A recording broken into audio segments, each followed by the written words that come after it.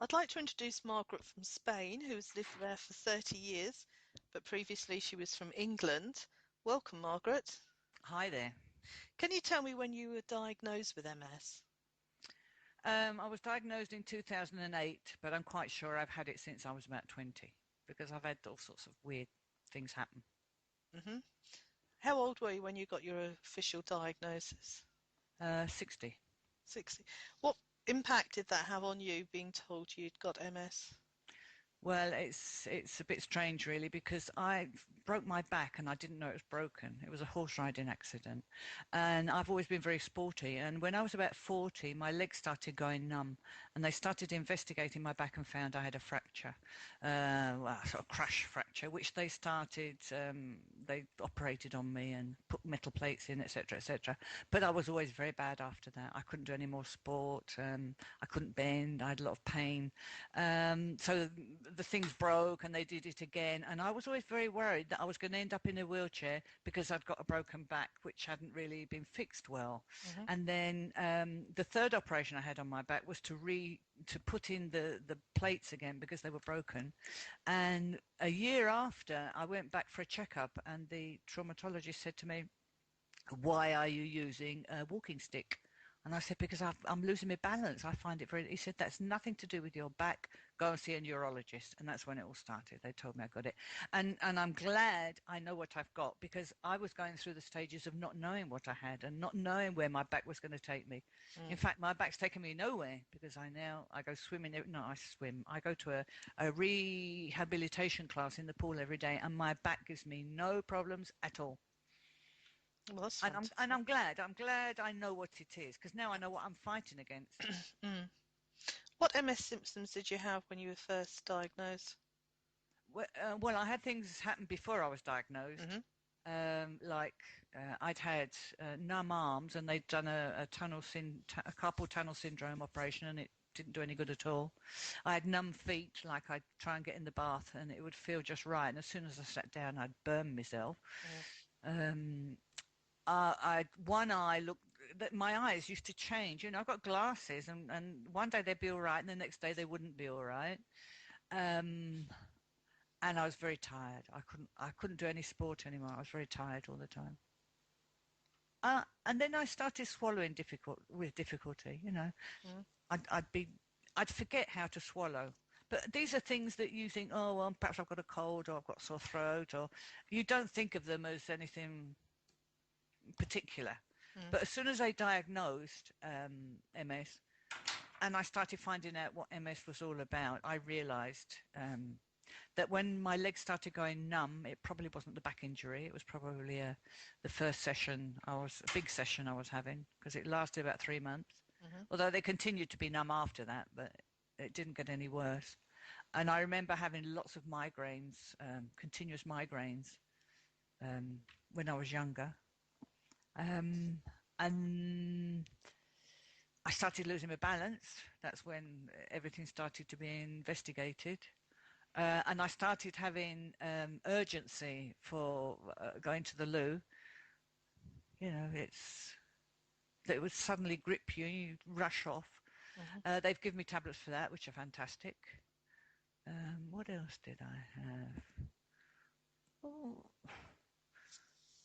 my face started going numb. But these are things that come and go. Like Yes. I started feeling like one cheek was going numb and I get a buzzing in my ear and then I'd feel faint and 30 seconds later everything was all right. So I thought maybe I was just having low blood pressure or something like that. Because I was very active, I always put things down to something else. It So, was as soon as, sorry. how did you hear about LDN? Um, I was looking at the official site in England, MS something, I can't remember what the name is. And it was after your conference somewhere, and I started listening to the conference, and it all made sense. Whereas normally for things that are not official, I wouldn't really look at them. But when I heard what it was all about, and then I started finding out about it, I thought, well, I'm quite happy to have a go at anything. And how easy was it to get a prescription in Spain? I didn't get a prescription in Spain. It's not allowed here by for your normal GPs, and the neurologist said it wasn't an accepted protocol. If I'd really looked around, I probably would have found a chemist that would send it to me. But I got in touch with you. I don't know if you remember, and you said I could get a prescription online with EMED, so I got in touch with them, and it was immediate. I filled out their forms, I did everything, and about 4 days later, the first lot arrived. It's It amazing, was isn't it? very easy. It was very, very easy. And I told my neurologist, I told my GP, they were fine. They were fine about it. Hmm. Yeah. My husband doesn't like the idea. Doesn't he? No, well, because I'm so tired all the time. He says it's the LDN that's making me tired. Oh, It's not. It's no. not. He's just looking for something to blame. So, what did you notice when you first took LDN? Did Well, you get any side effects? no. Well, yes. The very first week, I noticed I could taste things better and I could smell things better. The very first week. Mm. And then I discovered that instead of getting up 4 times at night to go to the loo, I was only getting up 2 times, which was a great help. Hmm. And then I noticed I was sleeping during the day. I just 2 or 3 hours, I'd lie down and that was it. I'd be gone. And when I'd get up, I'd feel fantastic. Right? Hmm. Then I found that it was making me, I was a bit of an insomniac by then. I couldn't go to sleep. And I decided I'd take it in the mornings. And that fixed it. That's fine now. I take it in the morning. Oh, I went from the 0.5 right up to 4. And I noticed nothing. Every 2 weeks it went up 50 milliliters, milligrams, or whatever it is. Yes. And I didn't notice any difference at all between one dose and another dose. So I've come back to 3, and I'm sticking at 3 Hmm. unless anyone suggests I experiment again. And I'm still sleeping a lot, which is great because my sleep is always interrupted. I always feel fantastic after I wake up. But there's nothing happened on balance or strength in my legs or fatigue. Hmm. Nothing happened with those things, which are really the things that are really driving me mad. Would you say you've deteriorated while being on a No, LDN? no, no, no, no. So it's I probably haven't had stabilised you. yeah, I haven't had an exacerbation. Whereas before, between being diagnosed and taking LDN, I had 4 exacerbations. I mean, they weren't major ones, but I've not had an exacerbation since then. And how long have you been taking LDN? I started in June, so it's what, 8 months? Right. June, July, August, September, October, November, December, January, February, March. 10 months. 10 months. So what would you say to other people in a similar situation to yourself who are thinking of trying LDN? Well, I think you need to find out everything you can find out first.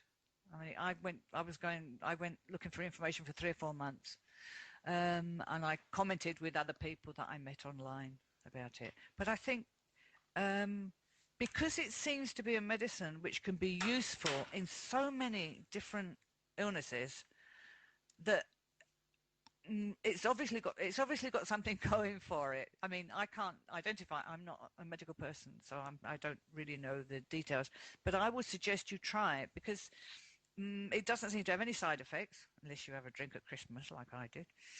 And there've been so many good results that it's worth trying. It's definitely worth trying.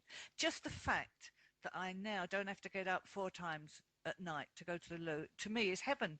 Mm. I mean, I would have been very happy for it to affect other things as well, like my fatigue and that.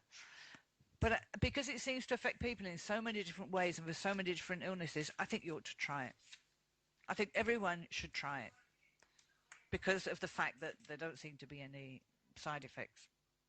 And it's not expensive. In fact, if my neurologist would allow me to, I would stop taking the injections for the betaferon, and I'd just stick with LDN. If he agrees. I mean, he Hmm. didn't agree the first time I said it, but I'll work on him. Well, it seems pointless poking in a load of nasty medicines into you when there are other things that are less harmful and might be just as good. I don't know. I have to